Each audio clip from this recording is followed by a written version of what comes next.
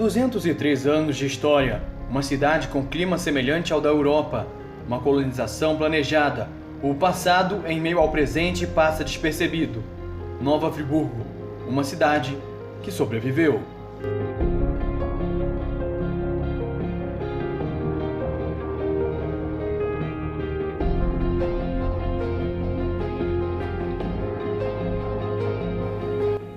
Em homenagem aos 203 anos de Nova Friburgo, iremos mostrar a você, telespectador, alguns lugares que passam despercebidos pelos turistas e friburguenses.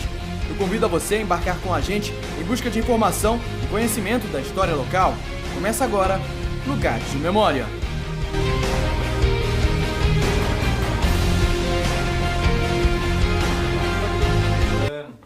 A Praça do Suspiro é um dos maiores pontos turísticos da cidade. Isso porque é nela que se encontram diversos locais marcantes da história. Por exemplo, a Capela de Santo Antônio, a primeira Igreja Batista, o Teleférico, a Praça das Colônias, o Teatro Municipal, o Tiro de Guerra, o Monumento 11 de Janeiro e também a Fonte do Suspiro. A história desta fonte é muito bonita e foi a partir dela que a praça começou. A Praça do Suspiro, ela na verdade surgiu em função dessa fonte do suspiro, que tem os nomes amor, saudade e ciúmes, cada um tem suas bicas respectivas, porque inicialmente se acreditava que a água dessa fonte ela tinha um poder curativo. E depois criou-se assim, uma fantasia mais lúdica de que quem sofria dos males da saudade, do amor ou do ciúme, se tomasse essa água também se sentiria assim, mais aliviado, né, dessas dores. Mas isso tudo para falar de lugares de memória.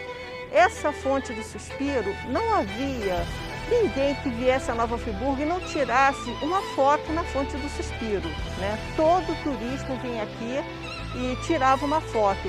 E a praça era o mais importante espaço de sociabilidade de Nova Friburgo no século XIX. A história de Friburgo é muito longa e existem diversas teorias. O rei Dom João VI, em 1818, queria se unir aos povos germânicos para obter apoio na luta contra os franceses. Ele propôs então uma colonização planejada, decretando que agentes de Freiburg, na Suíça, organizassem uma colônia de 100 famílias para habitar a fazenda do Morro Queimado, onde viviam os índios e portugueses. O clima era semelhante ao do continente europeu e entre 1819 e 1820 chegaram os primeiros suíços. A viagem foi difícil, várias pessoas morreram na vinda.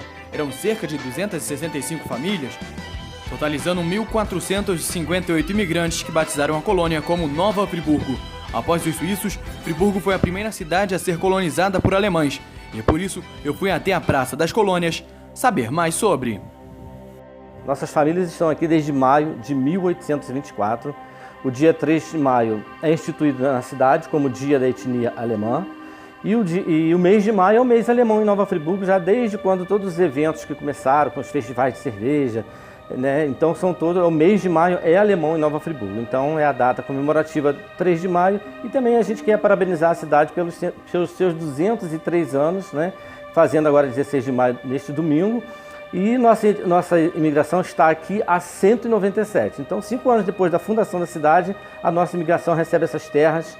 E nós temos muito orgulho de estar falando dessa história, de estarmos aqui há 197 anos, né? Sabemos que o contrato que foi feito em Frankfurt, nós seríamos instalados no sul do estado da Bahia. Mas quis o destino, vamos dizer assim, fica melhor, que a nossa imigração ocupasse as terras aqui em Nova Friburgo, as casas que tinham sido construídas por Dom João VI. E aí vem todo o desenvolvimento econômico de Nova Friburgo, né? Nossas famílias chegaram em 1824 e assim, numa condição bem precária realmente, sem estradas, sem rodovias, sem nada. Pela mata mesmo subimos, nossas famílias subiram em lombos de burro, mula, enfim, foi esse processo inicial. E depois, anos depois que essa imigração já estava radicada aqui na cidade, na vila inicial, na verdade, chegam empresários alemães que queriam investir no Brasil, né? Queriam investir no Brasil por causa dos conflitos na Alemanha, na Europa, de maneira geral, e ficam sabendo dessa base que já estava aqui em Nova Friburgo desde 1824. Acredito que isso tenha sido um grande motivo, encantamento mesmo desses empresários de trazer todo o investimento que vem para Nova Friburgo, né?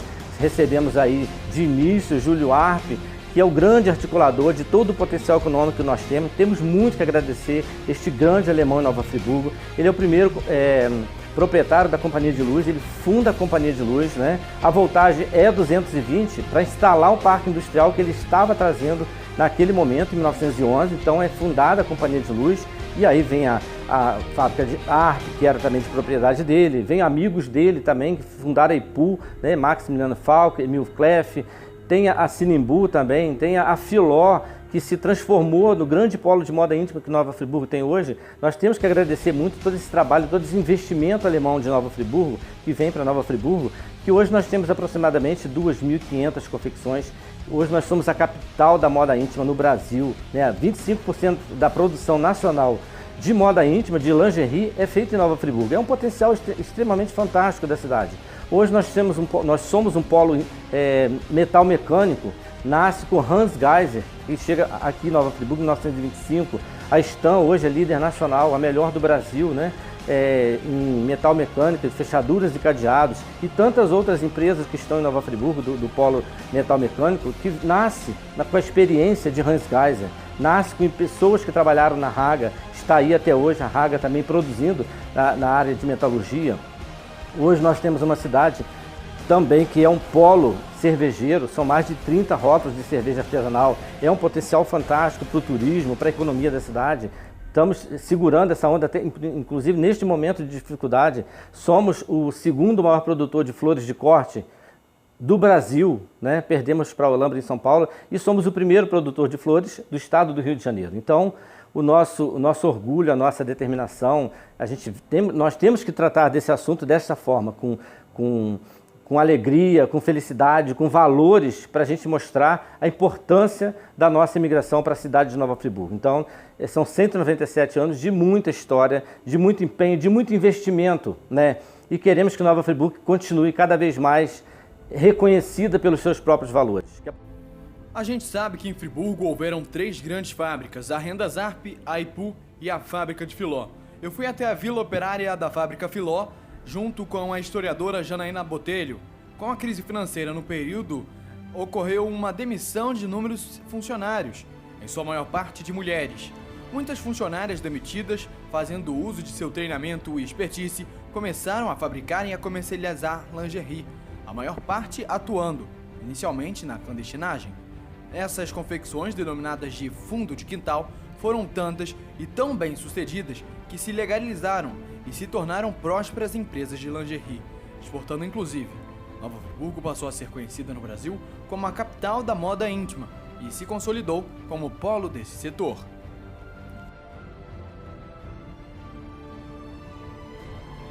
Vila Operária é um conceito do final do século XIX em que as indústrias tinham como hábito construir casas para que seus operários morassem em ambientes salubres, próximos à empresa, enfim, um conceito que vem daquela época.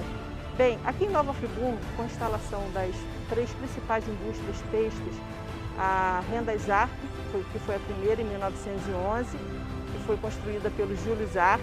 No ano seguinte, a fábrica IPU, pelo Maximilian Falck, e em 1926, por Otto Siemens, a fábrica de Filó. E nós estamos aqui exatamente na Vila Operária da fábrica de Filó. Ela é a maior de todas. A gente está vendo aqui ao fundo algumas casas da Vila Operária, mas existem outras aí pelo bairro, algumas assim com 2 pavimentos, estilos bem diferentes. Foi a que mais diversificou em termos assim de construção.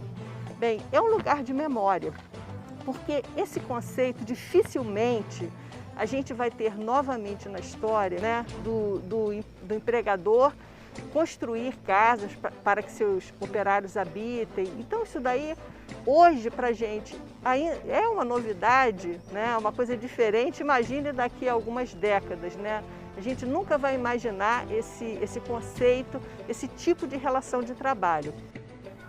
A história de Friburgo continua e amanhã iremos conhecer outros monumentos friburguenses e um pouco mais da cultura local. Amanhã você irá conhecer o obelisco em homenagem aos pracinhas, que foram os friburguenses que lutaram na Segunda Guerra Mundial. Você vai conhecer ainda a história de um casarão localizado na Vila Amélia, que sediou a delegacia de Nova Friburgo e conhecer também a árvore que é utilizada exclusivamente na produção das rolhas de garrafa de vinho. E amanhã você não pode perder aqui no Blitz News. Eu sou o Helder Júnior e espero você amanhã, dia 16 de maio, para continuar embarcando nessa aventura.